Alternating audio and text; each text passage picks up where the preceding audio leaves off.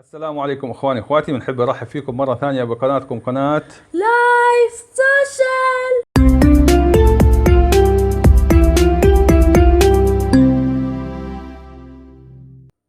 عدنا لكم اخواني مره ثانيه بموضوع جديد. لكن قبل ما نشوف الموضوع الجديد خلينا نشوف شو قصه انشكاح وانبساط عيسى اللي هو كانه بتعاطى اليوم. شو ماخذ اشي؟ بتتعاطى اشي؟ شارب اشي؟ جرعة ادرينالين.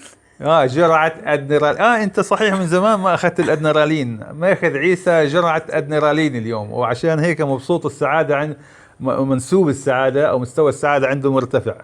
طيب حافظ لي على هذا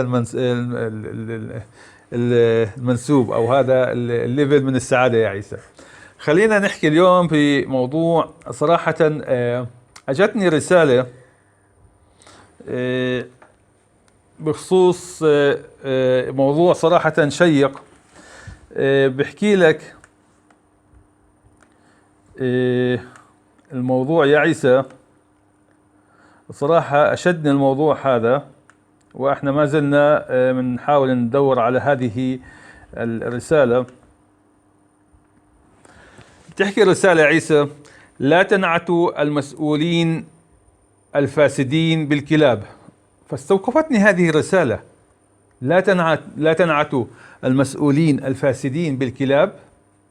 فأول ما خطر لي يا عيسى إنه هذا الموضوع شخص من المنافقين والسحيجة احنا بنسميهم بده يدافع عن الفاسدين، ولكن لما قرأت الموضوع يختلف. خلينا نقرأ ونشوف شو موضوعنا يا عيسى. منذ بضع سنوات نشرت إحدى الصحف في إحدى الدول العربية، طبعا كاتبين الدول العربية لكن أنا ما بدي أحكيها مشان الموضوع ما يصير سياسي. نشرت إحدى الصحف العربية هذا الخبر المثير للاهتمام بسبب تشابه معظم الأنظمة العربية، وما يحدث في هذه الدولة العربية قابل للحدوث في أي دولة عربية. يقول الخبر خلينا نشوف بس ليش الكمبيوتر ما بيتحرك. اوكي، اجلكم الله اعزكم الله. كلبا من كلاب الدرك الوطني، يعني الحرس الشرطة اللي بتسموهم في بلدكم، كان واقفا بالقرب من احدى الحواجز الامنية.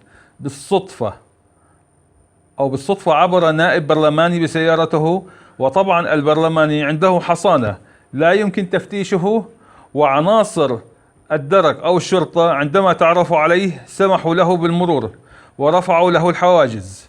لكن بعيد عنكم، الكلب اللي هو كلب فعلا من كلب الحراسة، وهذا كان له رأي آخر بواسطة حاسة الشم القوية، حيث كان متأكدا أن سيارة النائب البرلماني مخبأ فيها مخدرات.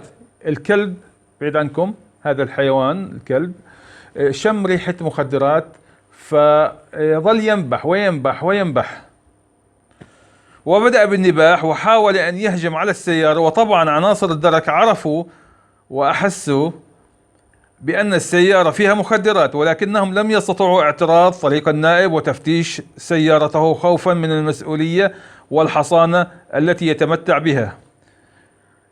ولكن الكلب كان ينبح بقوة، مصمما ومصرا، ومع إصراره أفلت الدركي أو الشرطي السلسلة التي تقيد، يعني اللجام أو الحبل أو إن كان. أفلت الدركي السلسلة التي تقيد حركة الكلب، يبعد عنكم، لينقض بقوة على السيارة. وفي هذه الأثناء تقدم عناصر الدرك من النائب وطلبوا منه السماح لهم بتفتيش السيارة، حيث عثروا بداخلها على كميات كبيرة من المخدرات. أول شيء قبل ما نكمل، النائب يا عيسى أو شو بيسموه هنا كمان، أو البرلماني اللي هو من البرلمان، هذا الشخص تم انتخابه من قبل الشعب، مني ومنك ومن كافة باقي الشعب، علشان يحميهم ويكون رقيب على أداء الحكومة. فلما هذا الشخص يكون فاسد، وين الرقابة؟ أضاع حقي. خلينا نكمل. نشوف شو قصة بعيد عنكم هذا الكلب اللي فتش أو اللي نبح. هذا الكلب لا يعرف ماذا يعني نائب أو وزير، ولا يكترث لحضانة أو لحصانة كبير أو صغير أثناء تنفيذ مهمته وأداء عمله والوفاء لدوره. يعني هذا بعيد عنكم الحيوان أو الكائن ما بيعرف لا كبير ولا صغير. الشيء الوحيد اللي بيعرفه إنه أنت هنا مشان تشم إذا في مخدرات أو مفرقعات أو متفجرة وتخبرنا. شو ما صار، شو ما حاولت تقنعه، ما حيقتنع إنه هذا فلان وهذا فلان وهذا علنتان وهذا من كذا وهذا. خلص. هذا الكلب تدرب على خدمة الوطن فقط، تدرب على الوفاء لأرضه التي يعيش فوقها ويحرص عليها. خلينا نشوف باقي المقال. والوفاء لصاحبه الذي يطعمه ويشربه. بعد هذا المقال حنشوف فيديو صراحة مؤثر جدا. الكلب بعيد عنكم لم يقسم على حماية الوطن ولا يعرف معنى الوطن أساسا، هو فقط لاحظ الخطأ ورفض أن يحصل.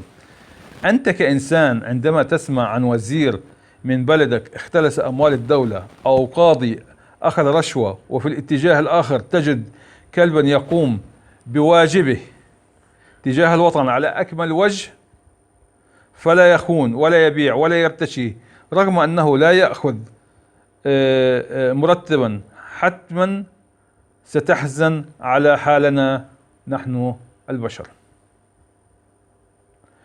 عندما تجد كلبا أوفى وأشرف من بعض المسؤولين في بلدك بالتأكيد ستمتعض وستحزن. لا كلب لم يخف من السلطة بقدر خوفه على الحق. الكلاب وفية وتعرف معنى المسؤولية، فلا تنعت المسؤولين الفاسدين بالكلاب. أنا ما حعلق أكثر من اللي سمعته. يعني شو بدي أعلق؟ إذا أنا بدي أعلق معناته ما كان لازم لهذه المقالة من حاجة. يعني في الواقع سبحان الله. أيضا وأنا أتصفح الفيسبوك أعتقد اليوم كان في عيسى فيديو عن شخص أصيب بحادث، أعتقد حادث سيارة أو حادث دراجة نارية، وما بعرف هو بالصدفة ولا هو قريب من البيت ولا كيف، أو الكلب هذا بعيد عنكم كان معاه بالسيارة. المهم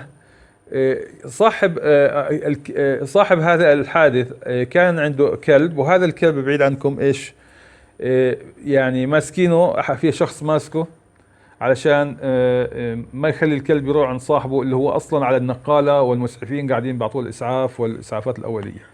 والكلب يحاول بكل ما آتي من قوة، بكل يعني دهاء، إنه يخلص حاله من الشخص اللي ماسكه. وفعلا حاول إنه يعني أعتقد هو ما بيعض، ولكن حاول يخوف الشخص اللي ماسكه إنه حيعضه، وفلت الكلب بعيد عنكم وراح رمى حاله على هذا الشخص المصاب اللي هو صاحب الكلب. طبعا منظر يعني يا عيسى قوي جدا، منظر انه يدل على وفاء هذا المخلوق لهذا المخلوق. سبحان الله، سبحان الخالق. طبعا مش اول حادثة او اول قصة عن الكلاب. يعني ايضا قبل كم يوم شفت فيديو لكلب صغير بعيد عنكم. هذا الكلب اخذوه على المقبرة يزور صاحبه، فلما خلصوا الاهل وهذا بدهم يرجعوا على السيارة، حاول بالعافية وصلوا يعني نادوا الكلب بعيد عنكم من عند القبر، واجى الكلب في طريقه للسيارة، في نص الطريق رجع وبرك فوق القبر حزنا، او يعني بده صاحبه، عارف انه صاحبه ينام او يعني في هذا القبر. سبحان الخالق، سبحان الخالق اللي خلى الوفاء في عند الكلاب. ونحن لما بدنا نسيء لحدا ونتهمه بأنه إنسان مخادع وإنسان غدار بنحكي عنه كلب، ولكن الكلب بعيد عنكم غير هذا تماما. وفي لصاحبه، يعني ممكن إنه ما يأكل ولا يشرب في سبيل إنه أو حزنا على صاحبه، زي ما صار في إحدى الأماكن، صراحة ما بعرف، أعتقد في أوروبا كان بعيد عنكم واحد عنده كلب يطلع من القرية لعند القطار، ومن القطار صاحب الكلب بيروح بالقطار على شغله على مكان عمله وبيرجع، الكلب بضل يستنى فيه عند محطة القطار. فصدف انه صاحب الكلب يا عيسى صار معه حادث وتوفي ولم يرجع، وبقى الكلب عند محطة القطار.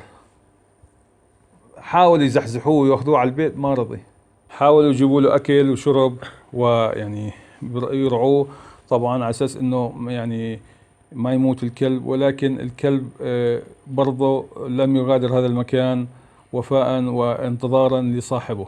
شوف سبحان الله يا عيسى، شوف. ف يعني نحن أولى من الحيوان أن نكون عندنا الإخلاص وعندنا الوفاء وعندنا الأخلاق بين بعض. في نهاية هذه الحلقة يا عيسى شو بدنا نحكي لمشاهدينا؟ نستودعكم لله الذي لا تضيع ودائعه، والسلام عليكم ورحمة الله وبركاته. شو انخفض عندك الأدنرالين؟ شافك زعلان. هو بنخفض وبرتفع، برتفع وبنخفض. ايه نترككم مع ابتسامة عيسى ونستودعكم لله الذي لا تضيع ودائعه، والسلام عليكم ورحمة الله وبركاته.